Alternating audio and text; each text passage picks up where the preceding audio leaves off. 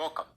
If you've read the espionage novels of John le Carré, you know that no other writer today has so brilliantly evoked the subterranean workings of government, perhaps because he himself was once a British spy.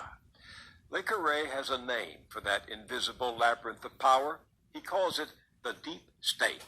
And now, an American you're about to meet in this broadcast has seized on that concept to describe the forces he says are controlling our government, no matter the party in power. But Mike Lofgren's no intelligence agent, although he had a top-secret security clearance. He's a numbers man, a congressional staff member for 28 years with the powerful House and Senate budget committees. Over the years, as he crunched those numbers, he realized they didn't add up. Instead, they led him to America's own deep state, where elected and unelected figures collude to protect and serve powerful vested interests. Mike Lofgren was so disgusted, he not only left Capitol Hill, he left the Republican Party and wrote this book, The Party is Over, How Republicans Went Crazy, Democrats Became Useless, and the Middle Class Got Shafted. Now, at our request and exclusively for BillMoyers.com, he has written Anatomy of the Deep State. You'll want to read it as soon as we finish this conversation.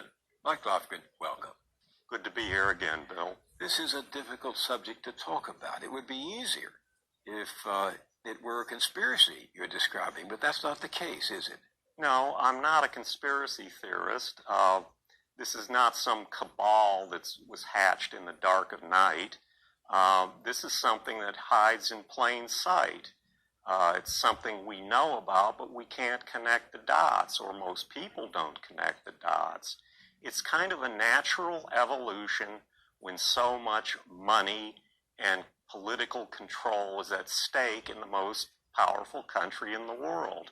This has evolved over time. And you call it the real power in the country. Correct. It is a hybrid of corporate America and the national security state.